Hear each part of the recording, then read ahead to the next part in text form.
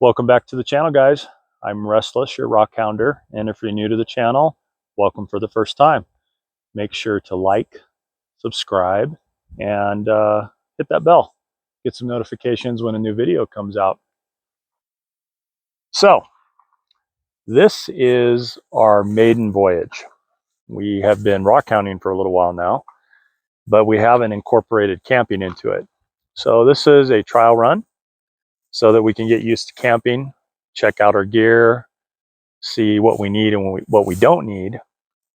And I've been putting a lot of thought into this because if we go to an area where we find good rocks or interesting place to go look for rocks, it'd be nice just to kind of stay there, have a couple days of looking around. So Mrs. Restless, she did a lot of work. So while I was at work, she was at home working hard, doing lots of research on YouTube University, looking into what we could do and how we could do it using the Forester. So we bought a air mattress that was very specifically designed for the Forester, as well as all of the other things that you could possibly need for camping. So she did a fantastic job with that. Fantastic job meal prepping and getting everything ready for us to cook. And so we are here up in the Sequoias at Fish Creek Campground.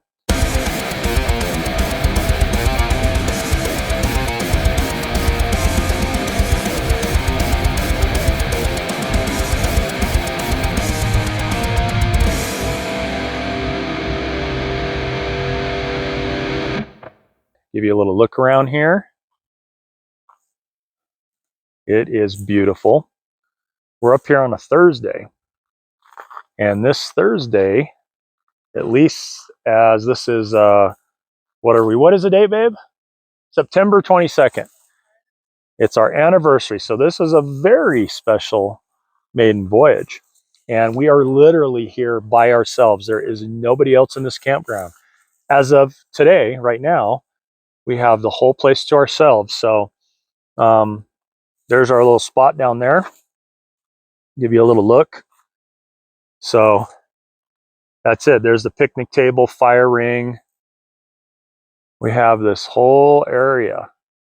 So yes, it not only is our maiden voyage for camping. We're going to do a little rock hounding. I don't know what we're going to exactly find up here, but we're going to look around. And some said it couldn't be done. We're going to be here 4 days, 3 nights. We have all the food, all the drinks, all the stuff we need. And once we get camp set up, I'll show you all of that. Some say we couldn't do it. Some says we couldn't do it in the little Forester. And I got to tell you, after this, I should get an honorary degree in engineering for being able to pack this car. Give you a little peek here. Every square inch of this vehicle is accounted for. Gotta be careful, the pillows are gonna fall out. Hold on. Okay, got it. And so as you can see, we're able to do it though. Maybe we have too much stuff, but you know, it's our first time. And we try to think of everything that we would need and everything that we would want within reason. We even got bear protection over there in the door. Didn't get the pepper spray yet. We kind of spent more money than we thought we were going to have to spend to get all of our camping gear. So even this side is packed down. I have what I estimate, because it's hardwood, is probably about 3 evenings, like 3 3-hour burns of wood is in the car. So we did it. We got it all in the car. So for those that had said, you're not going to be able to fit it all in there, we did it. So we'll get things set up. After we get them set up, we will give you a little tour of camp and show you all the nifty things we got to make camping comfortable. So we'll see you in a little bit. All right, guys, camp is officially set up. I'm going to guess it probably, I haven't looked at the clock, but I'm going to say probably took us about 2.5 hours. Not bad. 2 hours, 2.5 hours, somewhere in there. We got it all dialed in, Got the bed set up, bathroom tent, kind of like an eating hangout area tent, and oh, sorry, got a little closer. And then a station for stuff to set on the picnic table around the campfire, all that. So let's give you a tour for all of those that don't think you could be comfortable camping out of a Subaru. Take a look at this.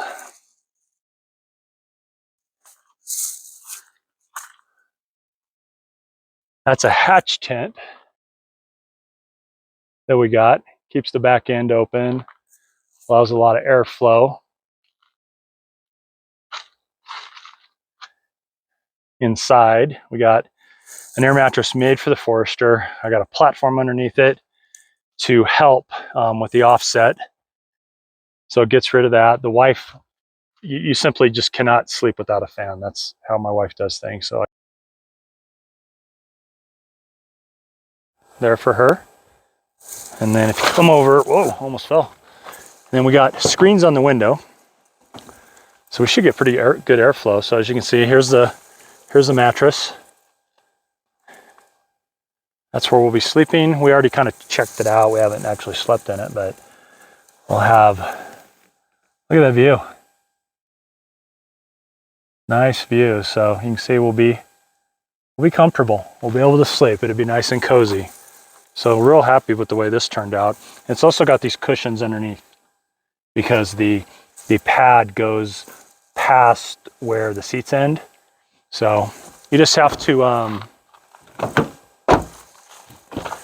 slide your seats forward. So we got them forward, leaned up a little bit. So this is working out pretty good. So the next campsite is like way over that way. So we got plenty of room. We have our own bathroom tent, but they do have vault toilets here. As of right now, there's no one else here with us. I mean, we've got the whole Fish Creek to ourselves, as far as we know. We drove through, there was no one. We haven't heard anybody else drive through, but this is our view. Isn't that beautiful? And then this is coming from our car down here. So, I mean, we're gonna do a little rock counting. I don't know what we're gonna find in the area, but we'll do a little hiking, a little walking around, looking at rocks, chilling, hanging out, drinking some wine, hanging by the fire. But we got quite a setup for being packed in the Forester. So we'll give you a little tour here. So there's the fire pit. We got the camping chairs with the camping mat. The dirt and dust will fall through it. It's got little tiny holes in it. We've got the picnic table. We just got a few things set out on it for using at night when we're around the campfire. Got the wood, got backpacks and hiking sticks. We have got the bathroom tent. So just a camping toilet with wood shavings. And then we got our toiletries, and we even have a little garden sprayer camp shower if we need to rinse off a little bit, towels and stuff. And then this is just kind of the hangout tent or food prep tent, whatever we want to use it for. And so we got our food and drinks. We got supplies, some more drinks, a little table. We brought this along just in case there wasn't one. And then more supplies and our clothes, and we just put that there so we don't trip over that rope in the middle of the night. But I want to take you along for the walk over here just to kind of give you an idea. This spot is really nice. It's we had all this going beyond. There's a creek down that way, and so I wanted you guys to be able to take a look because this is really beautiful. And wait, I see rocks. There's lots of rocks around here. Mostly granite, but you never know with just, like, what's it called? A granite baolith, where the pluton or the igneous intrusive rock has been pushed up. So you can find some interesting stuff. So we're going to be looking around. So let's take a look at this.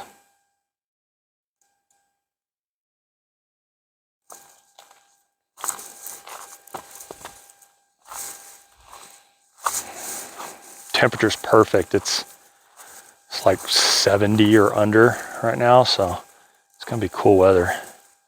I think it's a good time to do it. You know, it was a Thursday and kids are already back to school, so there's less people doing their summertime camping. So this is all ours. And that's the campsite. So if you walk down this way, then come all the way down here. There's different ways to walk down there, but there's a little creek down here. Let's go see what we can see without having to walk all the way down there right now.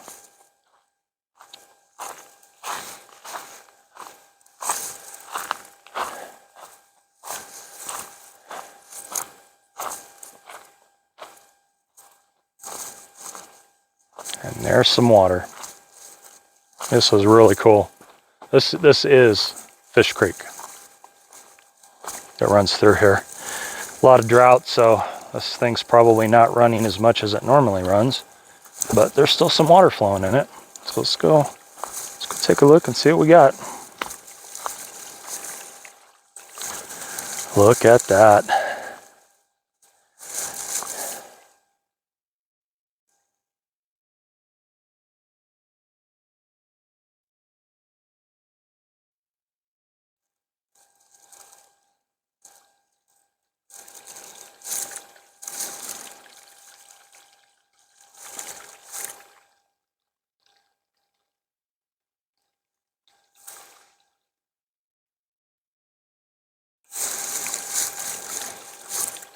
So pretty cool. Pretty cool. So we're just gonna start getting ready to chill here in a little bit for the evening and probably getting dinner prepped and whatnot.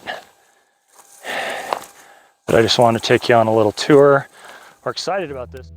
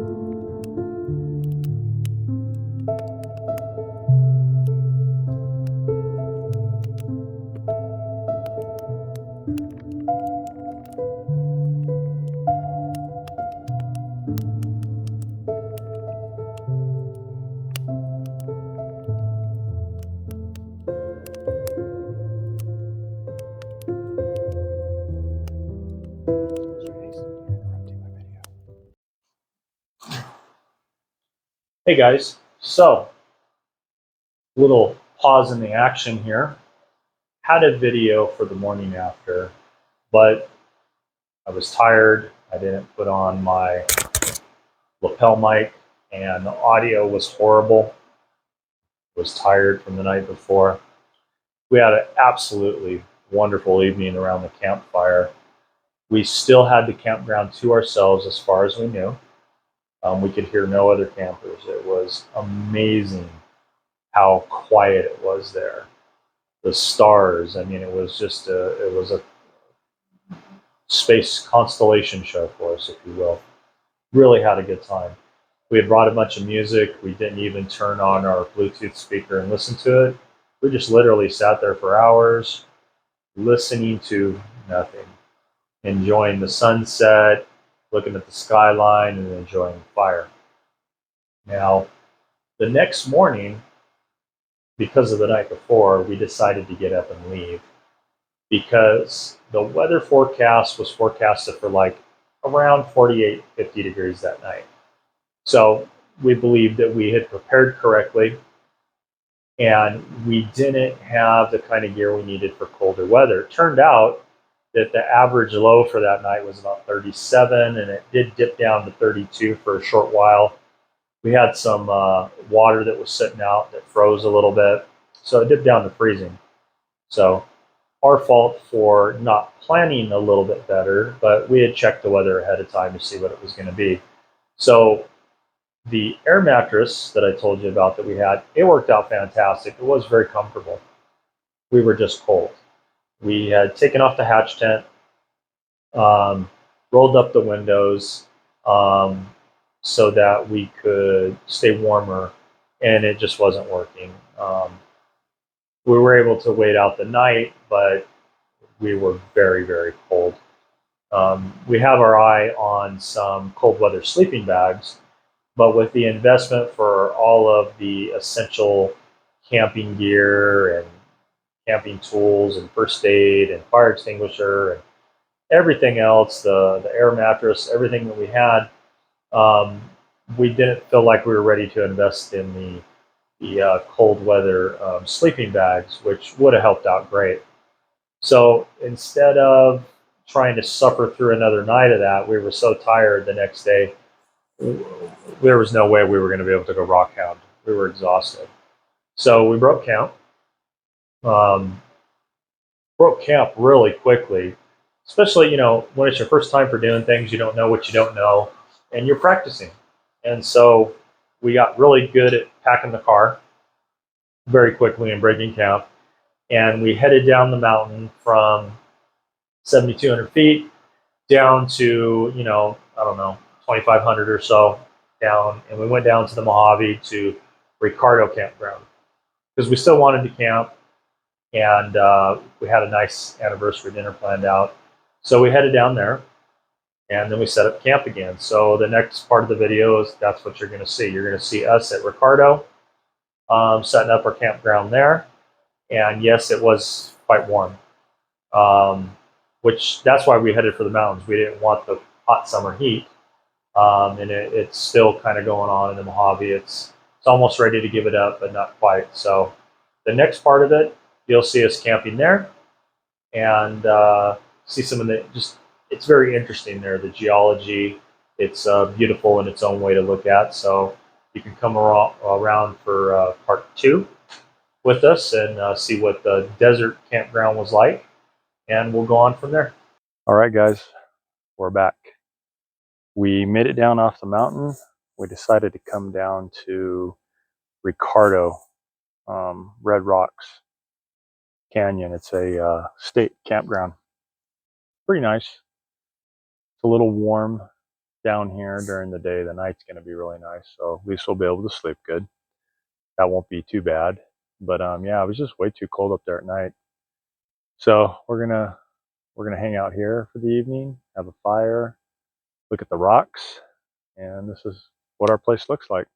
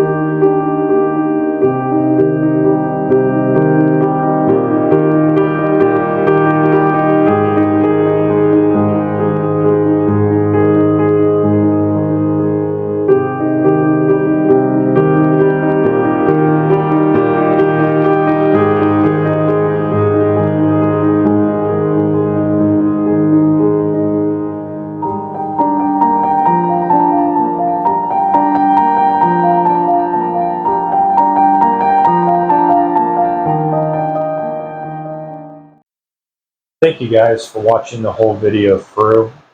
That means a lot. This first camping trip was just that. It was a first camping trip. As I had said earlier in the video, you don't know what you don't know. A lot of research was done by my wife so that we could have everything we needed, and we had everything that we needed and more. So there really wasn't anything that we were lacking except for the cold weather gear, but it was a little bit unexpected. So a lot of this trip, there was really not much in the way of rock hounding. It was us learning how to set up and tear down camp, looking at what we had, the food that we had, preparations, and there were certain conclusions we came to after our first time camping. Now, obviously we have limitations with the Forester, and we literally utilized every single inch of that Forester to bring our stuff along with us. And we had it packed well, and we had, like I said, everything we needed plus.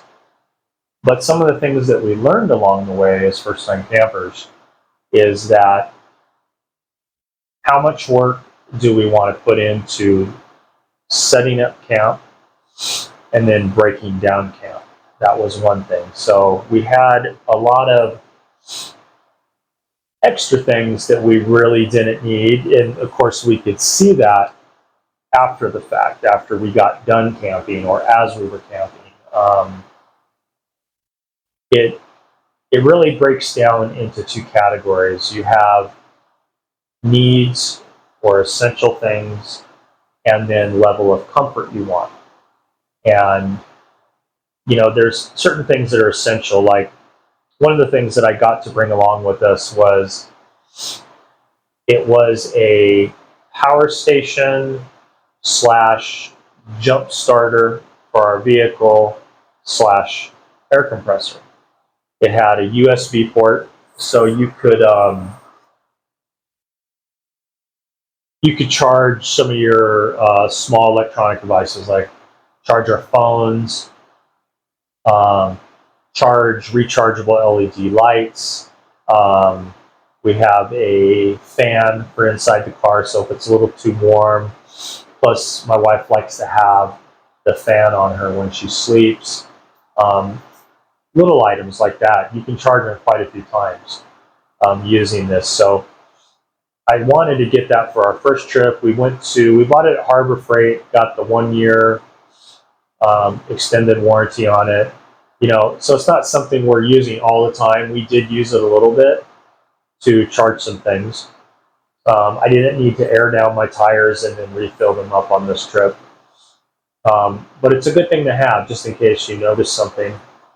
So there were items that we had that were for to be prepared in the event we needed something. Had a few basic tools, had a Leatherman, had a knife, had a fire extinguisher. We learned that we happened to have some, like the Sparklets bottles that were like extras that we had. It's like a rechargeable pump that sits on top of it with a hose, and you just press it on and it dispenses water, which they were great, and it made things really easy. But because they're round, you have dead space in between things when you're packing the car. And we worked with what we had. You have to determine like essential needs, things you need to bring with you, and then you have to look at your budget, how much you can spend. So with this being a first-time camping trip and us being first-time campers, we worked with what we had, and it worked out well. We brought 10 gallons with us, and we probably used 6 or 7 gallons. For the most part, that was, we ended up using it as a little bit of drinking water. We used it as for washing dishes, washing our hands, things like that. We had the sprayer also, the garden sprayer, and that was helpful too. Like if you just kind of wanted to rinse off your legs or feet or just freshen up a little bit from, being hot and sweaty. from your day. It worked out really well. So it was a good little quick and easy conversion that we did. It didn't cost us a lot of money. We had some LED camp lights. They look like light bulbs, but they're LEDs and they're rechargeable and they last a really, really long time. We had some camping lanterns. Um, those, unfortunately, were not rechargeable, but you can buy rechargeable batteries for them, and they were great. They gave us a lot of light for our campsite, which was nice. So we had plenty of light to see by. We had headlamps to use, like, middle of the night if you needed to go out to use the bathroom from the car, things like that. Um, so all in all, it was a good experience seeing what we had and what we would like to have. Um, we brought along firewood with us. We got some hardwood firewood that like when you go in the you get them like Home Depot, Tractor Supply, things like that. And it's like a bundle, and those bundles will last approximately like 1 3/4 hours, 1.5 hours, something like that. We didn't end up using all the wood, but with the Forester or cars like that, your space can be limited.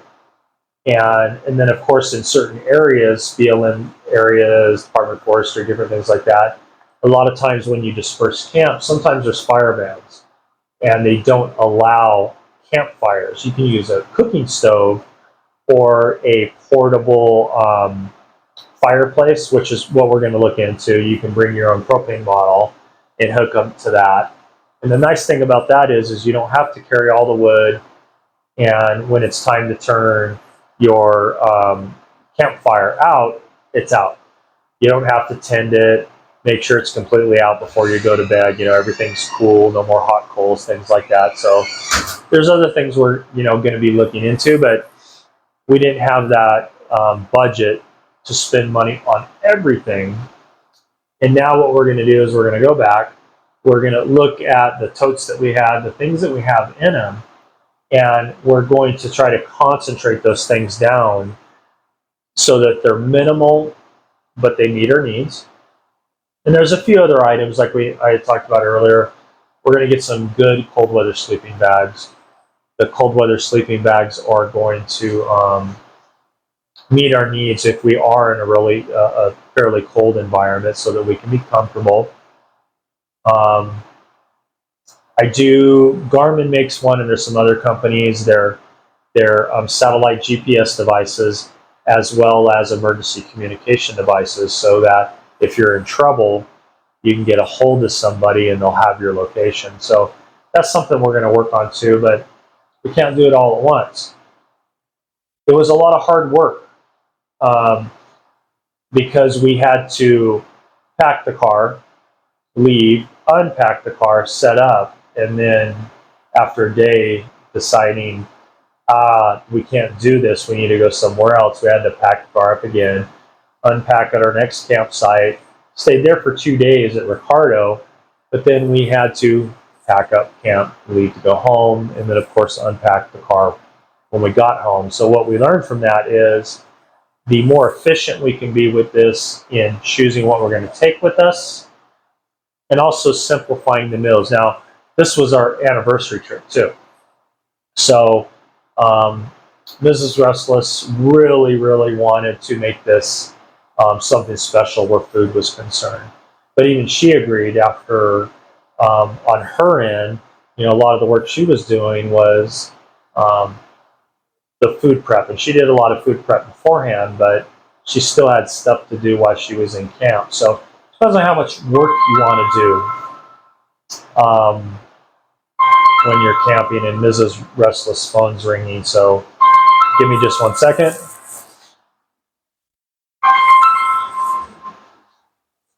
Okay, real life, sorry.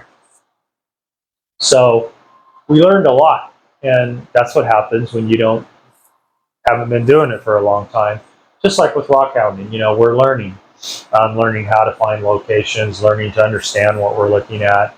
And of course, this is going to allow us to spend more time rock hounding because we can go out for a weekend instead of spending a long time getting where we need to, rock hounding for just a couple hours and then coming back home. So I really do hope you guys enjoyed the video. Got to see where we were at in case you want to go. So we went to Fish Creek in the Sequoia National Forest up in the Sierras, and down in the Mojave Desert off of Highway 14, we went to Ricardo Campground. Both places were nice. We enjoyed our stay there, and we definitely would recommend both places to stay. Now, if you don't like the heat, don't go to Ricardo during the summertime. We knew it was going to be hot when we came back down, but we still wanted to spend more time camping, and we knew we were ill prepared for the colder weather that was moving in up at the higher elevation. So those are some things to consider: the environment you're going to be in, and be prepared with clothing that you don't think you're going to need. So another thing to consider is rain gear. It may not be forecasted to rain, but just like we found out that it was colder than we thought it was going to be, sometimes you might experience weather you weren't prepared for. So being prepared for those things and not needing them is a good thing. It is experiencing those things and not being prepared for them that can really make life difficult for you. So some things to consider. I didn't want to make this video about a gear review and the tons of gear we had. It was more just about our first time experience, some of the things we learned, and if any of you guys have helpful comments for us as well as other people who might be watching, please let us know. Give us your comments, because all of those are welcome. Because, like I said, sometimes you don't know what you don't know yet. So, again, thank you for watching. If you haven't subscribed, if you haven't liked, or you haven't hit the notification bell, please do so. We'll have more videos coming out as we have time to put them out. And thanks again.